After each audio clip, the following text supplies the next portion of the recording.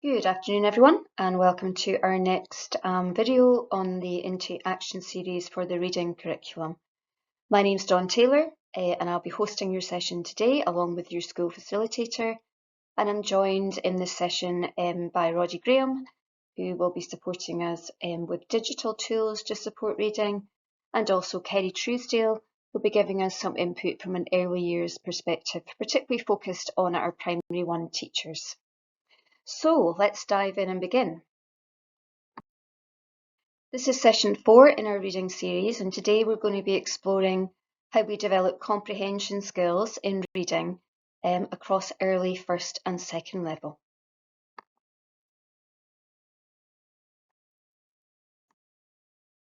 So we have two aims for today's session. Firstly, we'd like to develop your understanding and knowledge of the comprehension strategies that we need to teach across early, first and second level as part of the SBC reading curriculum. And secondly, we'd like to support your pedagogy and practice by giving you some practical strategies and some top tips around pedagogy, which is really going to support the teaching of comprehension within your classrooms. And as part of that, we're going to include the use of digital tools.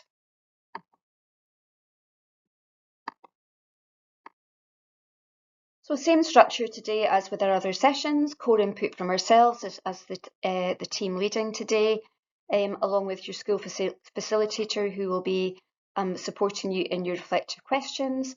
And we have a series of activities. Those activities today are based around putting yourself in the learner's shoes, so you can really get a sense of the type of activities that the learners will go through as we support them to develop their comprehension strategies in class.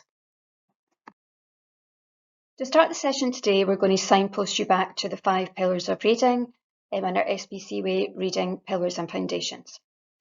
We know that the 5 key areas, the 5 pillars, contribute to proficient reading, and it's that final column, the pinky purple column at the end, that we're really going to be focusing on today. So there are 8 comprehension strategies that we need to explore when we're teaching comprehension.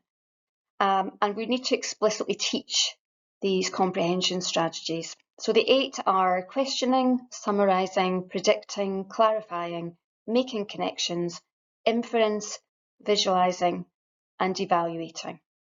And you will see these as part of the Steps to Success progression pathway. As the presentation goes on today, we're going to go into each of these different areas in more detail. I'm giving you examples of what that might look like within your class, at early first and second level, and also exploring the digital tools which could potentially help embed these strategies within your classroom practice. So as we're teaching comprehension strategies, the fundamentals of each strategy remain the same regardless of the stage that we're teaching. So teaching summarising at early level is possible as it is as we progress into more sophisticated texts at primary 7. But we need to ensure that that complexity of text has really increased so that we can allow for that variety and challenge of thinking. So you can see here an extension of tasks from the Very Hungry Caterpillar right through to War and Peace, and we can teach each of those strategies across each of those different levels of text complexity. It's really important that we have that text complexity at the right level, so we're allowing our learners to really engage and get the challenge that they need in order to improve the reading comprehension. When we're teaching comprehension, we also need to consider that balance between learning to read and reading to learn. So on the left-hand side, we can see around those early learners who are having a heavier weighting and a heavier focus on decoding, encoding, and oral comprehension. But to the right-hand side of the image, we can see our older learners who really hopefully have developed those fundamental skills and are really going to have more of an in-depth focus around comprehension and really that sense of reading to learn and develop their knowledge and understanding. Thinking around what comprehension is, So it's an ability to read a text, to process it and understand the meaning, and it allows learners to connect more deeply with text. So they're not really reading on that superficial surface level, they're really developing their deeper understanding and becoming more active readers rather than passive readers. Why is this important? Well, it opens up that door, as we saw in the image, around reading to learn, and opens up a wealth of knowledge and opportunities. It can support closing that literacy experience gap. So we know a lot of our learners are not coming to school with a wide range of knowledge, so it allows them to open up and develop that knowledge-rich curriculum. And it really can develop their understanding of that wider world. So really important that we are focusing on this skill and those 8 strategies within our reading curriculum. So when you're planning comprehension across the year, we're asking for a rich variety of experiences that will allow our learners to develop comprehension strategies. On the screen, there's a sample from the first level guidance for planning guidance, and you can see across the top there are 7 comprehension strategies that we feel are important to be explicitly teaching at first level. So the one that's missing there is evaluating, which we know is important, but when we're thinking about explicitly teaching that skill, we're looking for that to be brought in more at second level. So what we're advocating for is within your first term, at the start of a new year, that you are introducing each of those 7 strategies. So explicitly teaching what they are, explicitly teaching how our learners will use those in context, modelling what it is they have to do to really become competent in using these strategies. And then across the year, within each block, you may, in your assessments and your observations of your learners and listening to them within reading activities, realise that there's a gap. Perhaps there needs to be a bit more focused input on say, predicting, and that could be slotted in then into the next block. Again, you may assess again and think, actually, their inference skills really need a little bit more work. Therefore, I'm going to go back and I'm going to explicitly teach and review inference.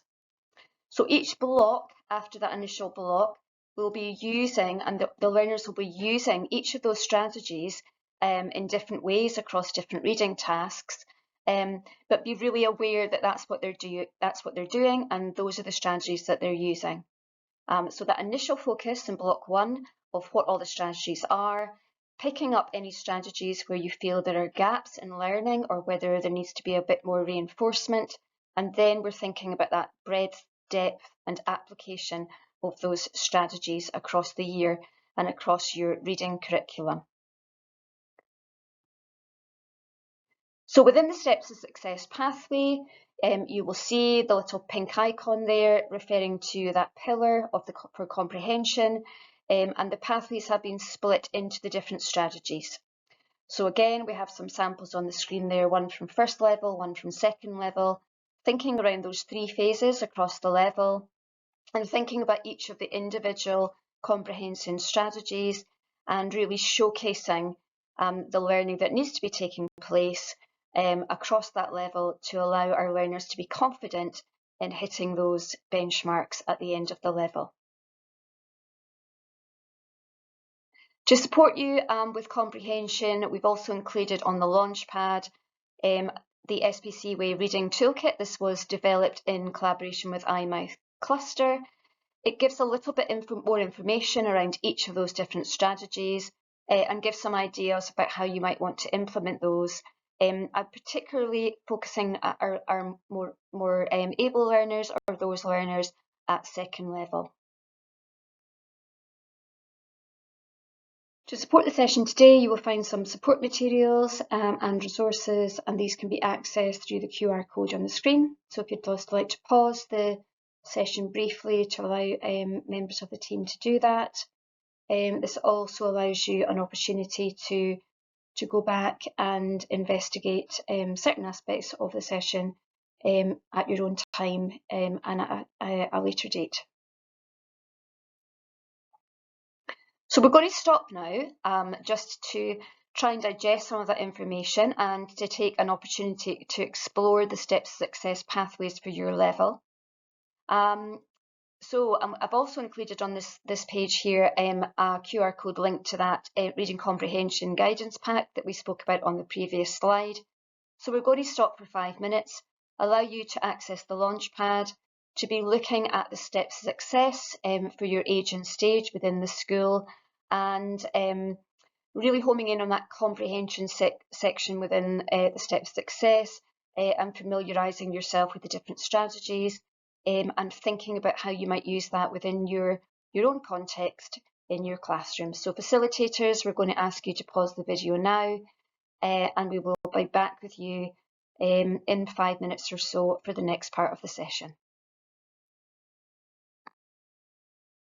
So welcome back. Hopefully that was helpful to see how the comprehension strategies are broken down for your age and stage within the school.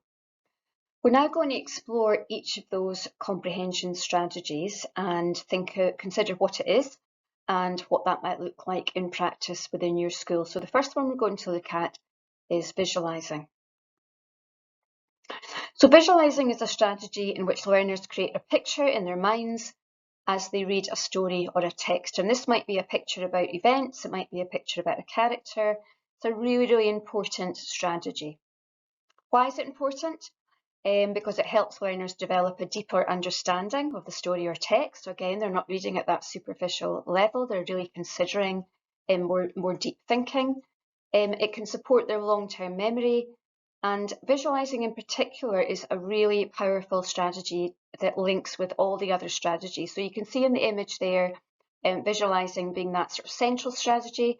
Often for visualising, we can use graphic organisers or various sort of visuals that can really support and develop those other comprehension skills. So we can use visualising to support the summary of the story. We can use visualising to support the connections that we might make between ourselves and characters and so on. So here are some examples of the types of visualising approaches that we might take. We could use a chart, we can use mind maps, we can use for and against tables. The image there just of a blank face, we can use that to build up a description or an image of what a character might be like. Venn diagrams to look at comparisons and so on. So these sort of graphic organisers are really useful when we're developing the visualising strategy. Good readers often form mental pictures or images as they read. At early level, teachers can support children by modelling their thinking out loud to build a greater understanding of a text. To develop the skill of visualisation, we can initially support children to respond to texts by making relevant actions to show their understanding. This could be through class stories. With the support of adults, children may create actions to show how the character is feeling, for example, a sad face, angry face, or happy face, as they are listening to what they hear. As children develop through early level, this then progresses to children making drawings and then comments to show their understanding of texts. At early level, children should have lots of opportunities to listen to stories and stopping regularly to develop the skill of creating mental images. Thanks, Kerry. As we move into first and second level, our visualising skills are going to become a little bit more in depth, using more complicated texts. And we can also use graphic organisers to allow us to bring characters to life, for example. And the example on the screen there allows our learners to visualise the characters and stories and give examples of adjectives to describe them. So a really nice way to draw comparison against two characters within a text.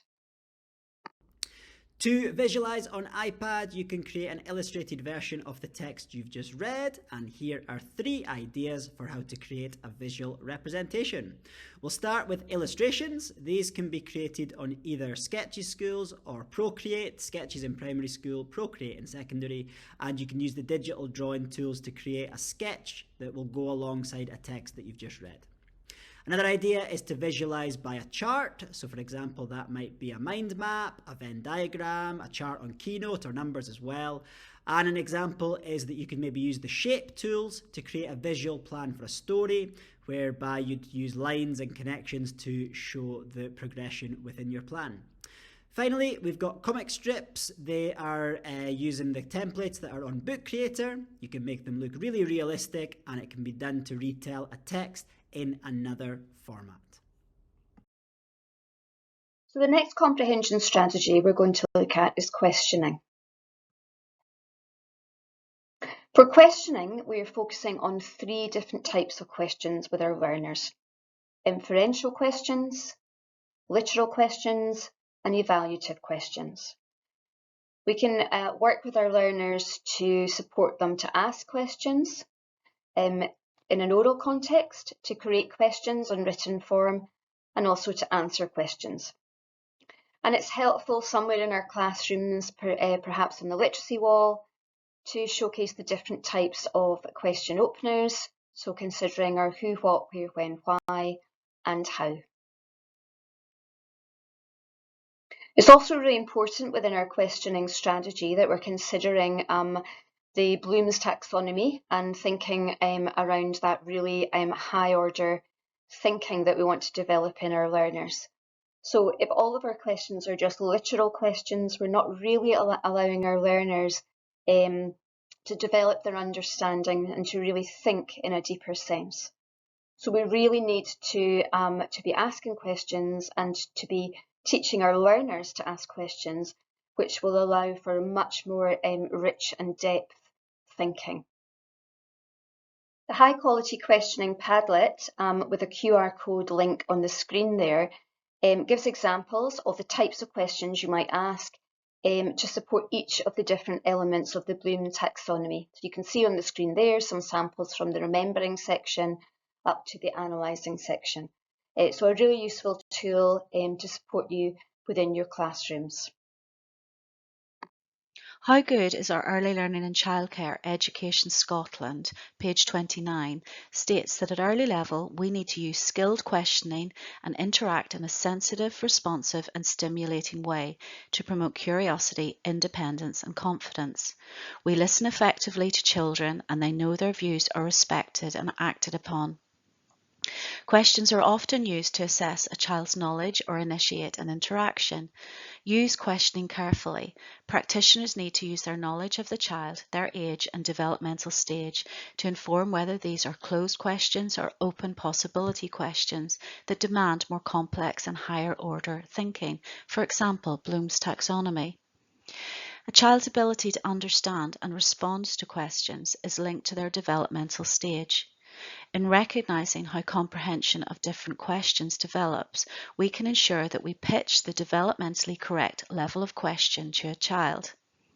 The diagram on the slide demonstrates how a child's understanding of questions develops from simple comments, choice, and yes/no questions to the more challenging what, where, who, or when questions. A child in Primary 1 may still find how or why questions challenging, so it's important to give children lots of practice of different questioning throughout the week. Asking a question can make adults and children feel under pressure, so be sure to tune into the child. If they do not answer a question, avoid asking a second one. Instead, transform a question into a comment. The second visual, the hand, from Highland Literacy 2018, allows us to word questions as comments to provoke further thinking about stories. Teachers should also encourage children to generate questions of their own, which Put Reading First 2006 states improves their active processing of texts and their comprehension. So as our learners move into first and second level, they will become much more confident and skilled at being able to ask, create and answer questions. This will become part of all reading activities. A couple of examples of activities that you might wish to do at this stage. Learners could interview a character from a novel and create questions so that they can find more about a character. And then as part of a drama activity perhaps, then they can focus on answering those questions from the character's perspective. You may want to use screenshots or short videos such as Newsround, and again learners can create their own quiz, and then they could be moving in between asking, creating, but also answering the questions that have been posed to them as well. So again, there's a whole host of tools that are available on the iPad to support with questioning. One of these might be using a Padlet to create different columns, potentially with each of the different Bloom's techniques that we've just looked at previously. We could be creating one where they're thinking of different types of questions, open or closed, thick or thin, and then that Padlet could be accessed with a QR code, maybe displayed on the wall for children to scan when they need to, and then they can very easily add their own questions onto that format. Posters, another way of doing that. Loads of different ways that you can create a digital poster, be it on Keynote or Sketchy Schools, and they can create different questions about the text that they have potentially just read. Or you could also have the flip side of using the Kahoot where we've done it previously when they're answering questions, is that they could use that quiz platform to create their own questions to then share with other people in their class. So they are turning the app around. Rather than them answering the questions, they've got to think about the questions and then pose the potential answers as well.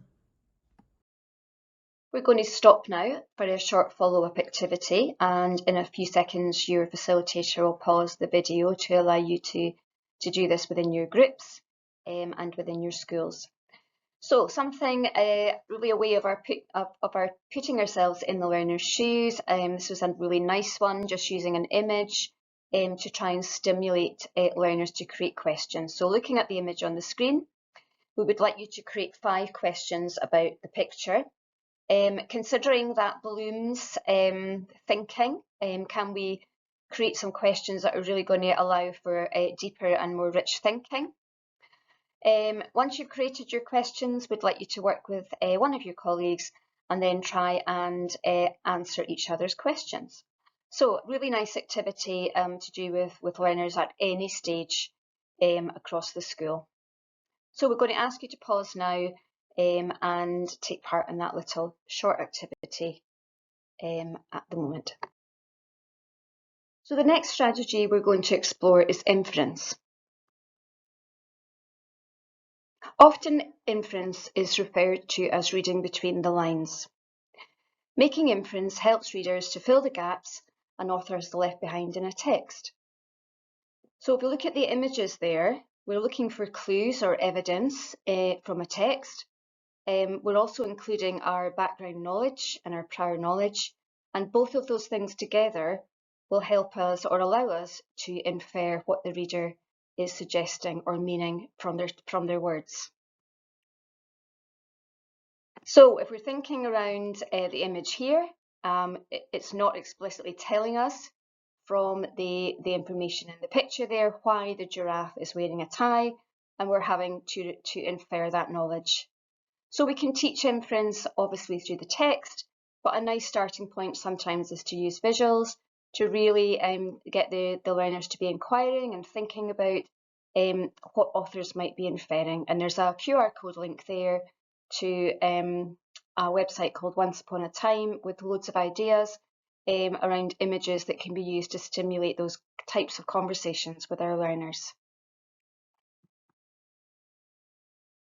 So the skill of inference is a key aspect of comprehension. Inference is the reader's ability to use information from a text and draw on their background in knowledge to understand things that are implied rather than explicitly stated. And we can model our thinking out loud to children, showing how we can make connections between different elements of the text, making explicit the thinking that takes place when we infer. At early level, this will be very much conducted through the teacher's interactions, showing and modelling how we make inferences. And then as we progress to first and second level, that will be taught in a more sophisticated way. And we can ask learners to start building up some evidence. They can make their inference, but also can highlight how they came to that conclusion and what parts of the text have they used to allow them to come to that inference. Here's some ideas on how you can use the iPad to support making inferences. We will start with Freeform. Freeform is a way that you can capture ideas and create graphic organizers. So for example, if you're wanting to create a graphic that showed this is what the author has actually said, and then this is what they are inferring, you could do that easily digitally on Freeform. QR codes are great to signpost students to as well. So for example, if you wanted to display some QR codes that link to a range of photos or video clips for children to watch, and then they can infer what is coming from those texts. So it doesn't just have to be word text, it can be audio or visual text as well. Book Creator, you could be using the speech bubbles and thinking clouds within the comic book setting to insert a photo of the character and then recreate what that character would be thinking or saying in that moment, so having them being the inference person. You could do some card sorting as well. Keynote is great for them to sort cards out and move things about on their screen. And it could be that they're sorting out cards for what is certain and also what can be inferred. And as we've previously mentioned today as well, that markup tool is really excellent. It can be used on a whole host of different apps within the iPad with the digital pencil case, and you could use that to highlight different forms of inferences. So we're going to stop there for another follow-up activity, and allowing us to put ourselves in the learner's shoes. And we're thinking around looking for evidence in the text and using our prior knowledge to infer what the author suggests. So what we'd like you to do is to read the short passage there on the screen and think about what you can infer about the two characters. So the author is not explicitly telling us perhaps how they're feeling, but there's lots of reference there. Thinking about the evidence and thinking about how you will present the evidence. So if we think back to the other slides where we looked around those visualizing strategies, or we shared some examples of graphic organizers, have a think with whoever you're working with, how you might present that information to show what you have inferred and the evidence that you've used. So facilitators, if you can pause the video, and we will be back with you shortly. The next strategy that we're going to consider is clarifying. So clarifying is when we're considering the meaning either of the text as a whole or individual words. It can help us clear up confusion around meaning. It can help us look at good examples, and unfamiliar vocabulary within text, and considering the use of that vocabulary and its meaning. Why is it important? It allows learners to monitor their understanding of a text, and it helps them to deploy those strategies which will avoid those confusions as they read. So there are lots of different approaches that our learners can use when they're trying to clarify, and it's really important that we explicitly model these different approaches so learners can become familiar on, and we want them eventually to be using these approaches as independent readers. So they might read on to get some clues from what's ahead in the text to help clarify the meaning. They might consider using either pictures, graphs or tables that are part of the text that again can help clarify that understanding or that meaning. They might consider their prior knowledge or their previous understanding around the context that they're reading about. Or we talked about reading on, but they might also then sort of reread what has gone before in the text. Again, that will help build up that context and that understanding of what they're reading about. So either rereading the last sentence or reflecting on the text as a whole. They might want to consider rephrasing a difficult sentence. Perhaps that's a really good one for teachers to model, or other learners can support each other, rephrasing a difficult sentence into simpler language. You can, of course, make use of dictionaries, either real dictionaries or making use of the iPad to clarify meaning of words. And we can also use our strategies to try and decode the unfamiliar word or breaking that down into prefixes, root words or suffixes It may be that the prefix can give a little bit of a clue around that understanding of what the word means and will really support them in that meaning. At early level, children can be given oral sentences that are silly or nonsense. The teacher can get children to look at pictures or images and then ask questions such as, what is wrong in this picture? Or what is missing? This can lead on to questions like, what should happen next? One example at looking at first and second level, again, is using templates or graphic organisers to consider a word that has perhaps caused confusion or that the reader hasn't come across before. They're then going to think about that strategy that they used to try and clear their understanding, and then consider what the meaning actually was. So the example here in the context was many businesses were starting to flounder, and the learner had identified the word flounder as being something that was lacking understanding.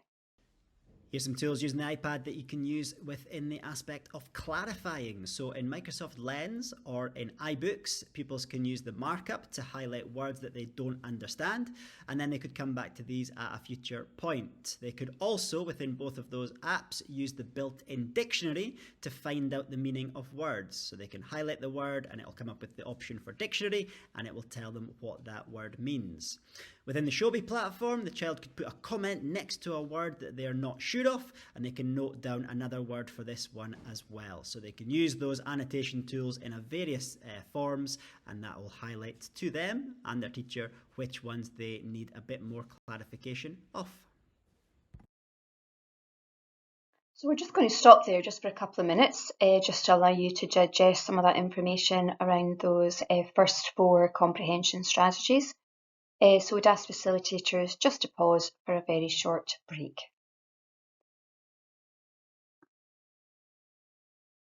So moving on now to considering the strategy of making connections. So when we're exploring making connections, we're considering 3 different approaches. First of all, text to self. So in this area, we can allow our learners to try and relate to the characters or the event in the story. The character was feeling angry. When have I felt angry? The character made up with his friend at the end of the story. Have I ever had a fallout with a friend, and what did it feel like to make up again?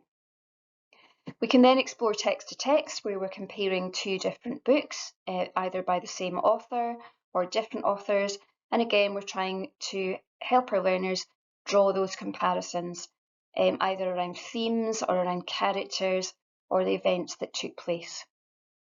And finally, we're exploring the text and considering the themes and different issues that are raised within the book, and trying to help our learners connect those to the wider world. So we're really looking for depth and connection. So we want to go beyond the character had a dog, I had a dog. We want them to really develop a deeper understanding in those connections. And thinking about why those connections are so important, similar to some of our other strategies, it very much links their prior knowledge and their existing knowledge of the world around them to the reading task and can develop that to the next level. It allows them to make sense of what they've read, and it allows them to be much more active in the reading rather than just passively listening or reading a story. And ultimately, we want that really deep understanding around the meaning.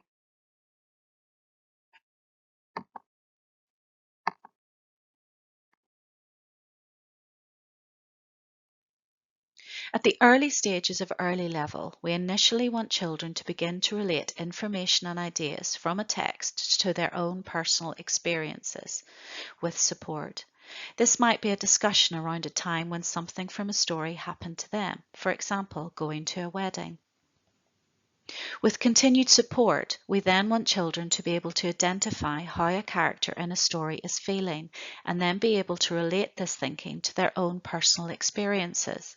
And by the end of early level, children should be able to discuss all of the above skills with minimal support.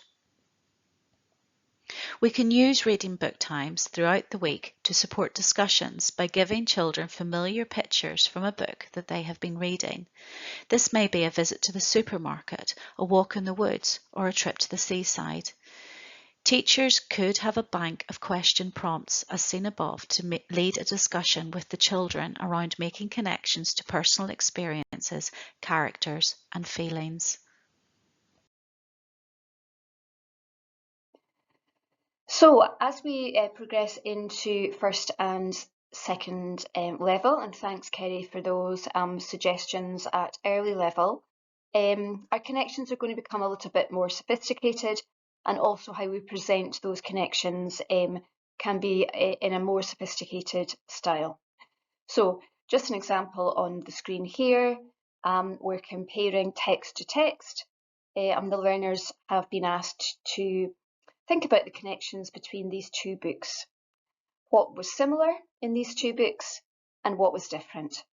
And then we can really start to get into considering themes and really getting into that depth around characters and different elements of the story, and allowing learners to make those comparisons. We've created a suite of graphic organisers for you. Here's an example of a Venn diagram which can allow you to support your teaching of making connections. We have various different graphic organisers, tables, visuals, and similar to the Venn diagram here on the screen.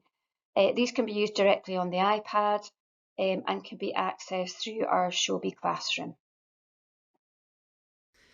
Here's some ideas of how you could bring making connections to life using the iPad. First example is discussing personal experiences. So if you've got a text or a photo of a book or a page that you're using with your pupils, you could then upload that to Showbie, and then using either the voice note tools or the comment tools, they could discuss their own comparisons and links to their own life. And the beauty of using Showbie is you can have multiple annotations dotted across the page, so they could find out different ways that their life links to the text. Another similar example to that is using the split screen feature on the iPad, where you can have two things shown all at once. You could then use, for example, the highlight feature to highlight links in the same color between two similar texts. So looking at similarities and differences within those, and use the markup tools to support that. So we'd like you to put yourselves in the learner's shoes once again, and we're going to pause the video just in a minute or two, just to consider a book that you've read recently, either for pleasure, maybe it was one with your class, maybe it's one that you've just read on a recent holiday, but we're going to explore those three different areas. So thinking about text to self, thinking about the writer's theme or message, and thinking about how does that relate to your own experience or your own knowledge. Then we'd like you to consider text to text. So have you read a different book with the same theme? What were the similarities? What were the differences? And then thinking about that text to world. So were there wider issues that the book raised, wider concepts, and considering those broader issues or societal issues. So a short discussion now with a colleague at your table where you're working, really to put yourselves into that experience of what our learners will be processing as they consider those three different types of making connections. Moving on now to our next comprehension strategy, predicting. So predicting can take place before reading, during reading, or after reading. Predicting is around our learners thinking around the context and what's coming next in terms of a story. A couple of really useful examples there on the screen around providing learners with sentence stems to support that. And thinking around why predicting is important. Again, we've got that deep engagement in the text. We're allowing them to make connections between what's happened and what might be coming next, and their prior knowledge, and really thinking around those logical and reasonable assumptions. So some approaches that you could use with your learners, that idea of modelling, where the teacher is thinking out loud, and we're really supporting that development of metacognition. As we spoke about on the previous slide, using sentence stems allows learners to be prompted, and particularly useful as a scaffolding tool. Using this idea around a visual, or thinking about that crystal ball, trying to predict into the future. Learners might do a skim of a book in terms to predict what they feel the book might be about, what information, if it was an information book, for example, what that's going to tell you. Again, using pictures, flicking through pictures, again, can support with predictions, thinking about what might happen next. And as we've spoken about quite a lot throughout the presentation, the use of graphic organisers to support pulling together the predictions, building up different evidence, potentially, to then come up with a prediction statement. Education Scotland Learning to Read in Early Years 2024 states that making predictions encourages readers to be active in the process of reading by thinking ahead and asking questions. Prediction and prior knowledge are interconnected. Children will find it difficult to predict what might happen in a story without building on prior knowledge. We need to ensure that we read a variety of engaging texts to children and support families at home to continue this to ensure children have a rich and diverse knowledge about stories that they can draw on. At early level, practitioners and teachers may intentionally plan a 3 to 4 week cycle of stories that follow a familiar pattern for Story of the Week. Examples may be traditional tales such as Three Little Pigs, Goldilocks and the Three Bears, Three Billy Goats Gruff and Little Red Riding Hood. So thanks, Kerry, for that. Some suggestions there around our early level predicting approaches.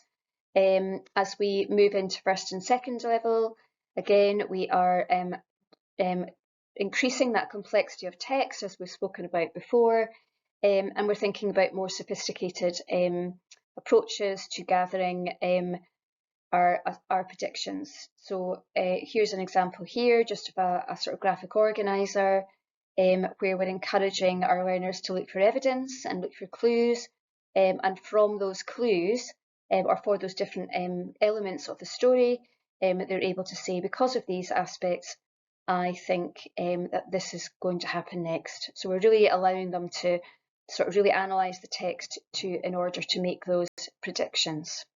We're now going to look at digital tools to help with the support of teaching predicting. So we're going to first of all look at analysing a front cover. This is where you might put a photograph of a book text front cover onto Shobi and then use the voice note annotations over the top of them. The beauty of using Shobi for this is you can put the annotations at different spots, different markers on that front cover to say different predictions. Next idea is using a film clip. So you might have a video that the child is watching on their iPad and you're allowing that child to pause and reflect at the right spot. You could upload it directly to Shobi, or for a more advanced technology skills, you might want to use iMovie, have that film clip loaded up and use the freeze frame option and have pupils doing a voiceover over the top. Finally, you might want to make use of tables. So there's various different apps that you can use tables on, be it Numbers, be it Keynote, be it Pages, and you're having questions and you're getting your pupils to write in their predictions within the table that's listed. And moving on now to explore the summarising strategy. So a summary is an approach to giving a concise overview of a text's main points using the learner's own words. We need to encourage our learners for their summaries to be comprehensive, to make sense, to be concise, and to be coherent. The poster in the centre of the page there, a couple of really good strategies in thinking of that summarising strategy. Supporting our learners to note take is a really useful tool when they're summarising. And again, using sentence stems can really stimulate that that sort of ability to be able to be concise and take a big chunk of information and to dilute it into a more concise overview. Why is summarising important? It allows the reader to digest small chunks of information rather than reading a huge big overview or text. It can help students to really home in on those really important bits of information, thinking about what are the most relevant parts of this text and actually what is just an added detail and doesn't necessarily need to be included. It can be a strategy for improving memory around a topic if we're summarising or note-taking and taking out key information. And it can really enhance those positive habits during reading. Finally, it helps learners to consolidate a deeper understanding of a text, which we're hearing throughout this message from all of our strategies. So we're thinking about that process of writing a summary, particularly focused on our more able learners. There is various steps that we can support them to work through to try and break down that process. So we're going to encourage them to be looking for key information in a text.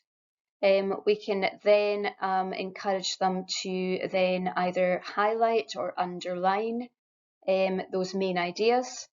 And at that point, they really are sorting out what is the key information and what is the underlying supporting detail that we don't need to include. They can then combine any ideas that go together. So are there details that we've underlined that actually we've underlined already to try and support that ability to be concise. And then as we come to then write our summary, we then need to think about the order that those notes need to go in. You can see the example on the page there around a text around water pollution, simply by highlighting some key information, putting that into some bullet points, and then numbering the order that we want to write those in.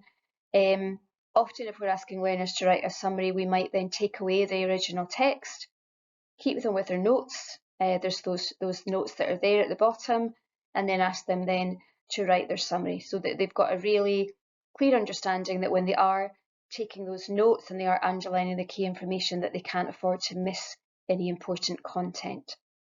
That's a difficult skill, and we would really be encouraging you to be modelling that skill with your learners through that process of I do, we do, and then you do independently. The skill of recognizing story and text structure and summarizing enables learners to determine what is important information in a text and what is not. At early level, we want to support children to be able to use words like first, next, then, and finally to summarize events in a story. Children would need these skills taught explicitly from an adult to model the language of sequencing words and could be taught during reading book times. Teachers could then use story maps with the children and then ask the children to create their own to highlight key parts of a text. Once children are familiar with this approach, adult-initiated activities could be placed in the provision for children to access, either through cards or pictures from a story. Children could also independently perfect the skill of summarising through acting out parts of the story in the role play area, perhaps linked to the story of the week.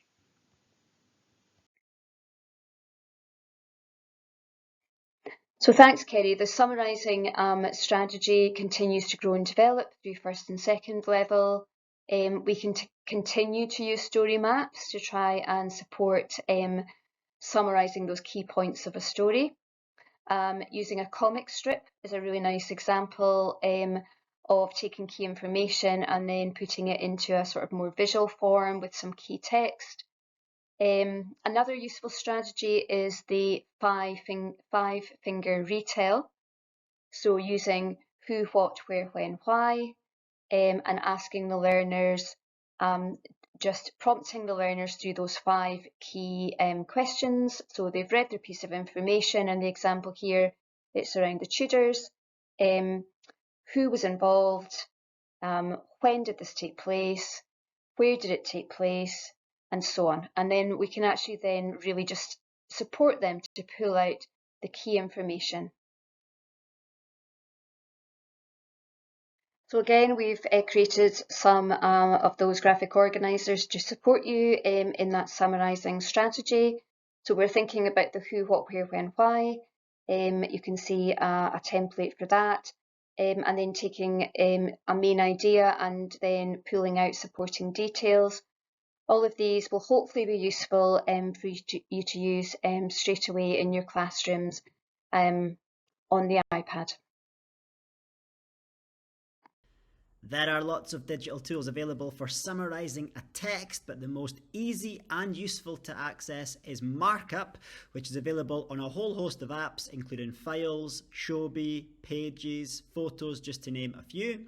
You can use the digital pencil case to highlight key parts of the text, and you can choose different colours for different purposes as well. This is a really useful skill for pupils to learn and also for yourself as well. Some other tools that you may be interested in would be on iMovie. You could potentially do some book reviews. If you had a green screen facility in your class, you could use that, and you could have the cover of the book on there. The pupils could then be talking about their favourite parts of the book, and then they could be summarising the key parts as well.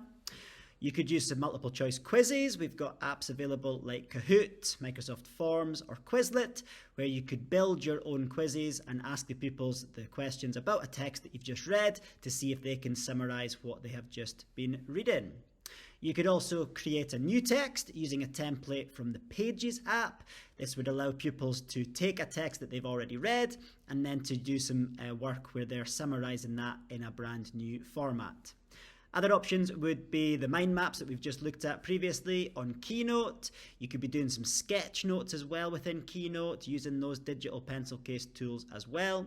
And then a final one using Book Creator is again that comic book layout that we've looked at previously. You could use that to create more of a storyboard idea where you're summarising a text in maybe 6 key box areas. And our final comprehension strategy is evaluating.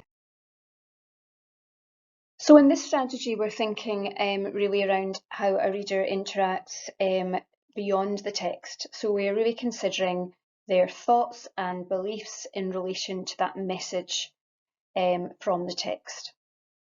So we're thinking here around those higher order, that higher order thinking from the Bloom's taxonomy, things around justifying, arguing, critically analysing and determining, all that lovely rich thinking. So we can see there why evaluate is important. It allows them to justify their opinions, argue for a particular viewpoint, critically analyse the content and determine the position of an author.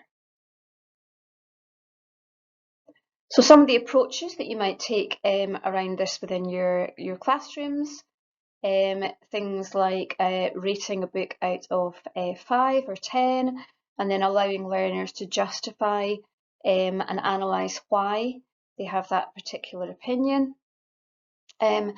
Analysing the author's message, and you can see there that lovely rich language around assessing, debating, explaining, justifying, analysing and determining. So we're really thinking about that the top end of the Bloom's taxonomy in those richer, deep skills. Here's some ideas of how you can use the iPad tools to help with the evaluating section. So first of all, we'll start with Pages. Pages has options where you can create templates on the app. And for this example, you might have children completing planned summary questions that are embedded into a document. You can then disperse that on Showbie and have pupils working on their own version. Within the Notes app, you could be creating a checklist with bullet points that children can tick off as they go along, so they can be evaluating a text to see that it has all the components there, and they can mark those off using the bullet points. There are voice note examples. Obviously, you can use the standalone voice notes app, or you could use voice notes within Pages, Keynote, or Shobi, and you could have children peer or self-assessing a text that they have read. So you could, for example, put that text up, you could then get them to voice note to say what they think about it, either about their own or about someone else's, and they can have that evaluative comment listed. And finally, you can make use of Microsoft Forms. They have a ranking option, which would enable children to be able to see maybe 3 different pieces of work, and then they can rank them from what they think is the best, the most successful piece of work to the least. With Microsoft Forms, you can then see all the results in one place, so you're able to see as a class perspective which text has done the best work and which hasn't. So it's over to you in your schools and clusters to consider your existing practice in the teaching of comprehension skills, what's working well within your own class and across your stage and schools, and then considering the next steps as a school in that process. We'd really like you to consider, are you explicitly teaching the 8 different strategies? Are you providing opportunities to model and to scaffold these strategies and allowing these to be embedded into reading tasks throughout the year? So we'd ask facilitators to pause to enable that dialogue to happen within your schools. So as we come to a close for our session today, just a little opportunity to review our aims. We wanted today to develop that knowledge of the comprehension strategies which we need to teach across early first and second level as part of the SBC Way reading curriculum. But we also wanted to give you some practical strategies and some consideration around the pedagogy which will support the teaching of comprehension within your classroom, including exploring some digital tools, and hopefully you feel that we've achieved those aims in our session today. So in terms of what we've covered today, in terms of that new understanding, we have looked at what comprehension is and why it's important. We explored around that idea of text complexity. We also looked at the 8 comprehension strategies, and we went through each of those as individuals, exploring some approaches and ideas for teaching those strategies across early first and second, alongside those digital tools to support our practice. So before we close today, we'd ask you to give us some feedback on the session today, considering what worked well and what would make it even better. We're really keen to get your constructive criticism around our sessions today. And we'd ask you to pause the video for a few seconds and to scan the QR code to do that just before the last couple of slides.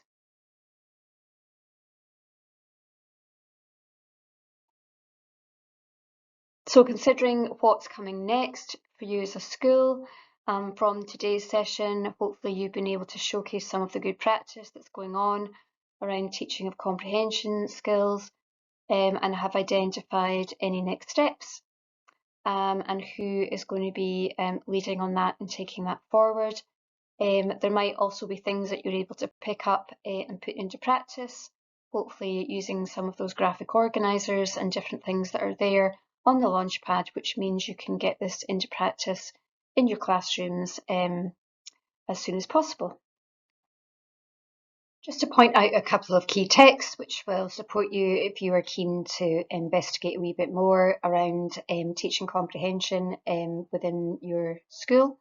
Closing the Reading Gap and The Art and Science of Teaching Primary Reading are both definitely worth having a look at or having as part of your school professional library. So just to finish today by saying thank you once again from us all, from the team supporting you on this call today, and we thank you for your time and attention, and we look forward to hearing about how you're embedding comprehension strategies within your schools over the next few months and year ahead. Thank you so much.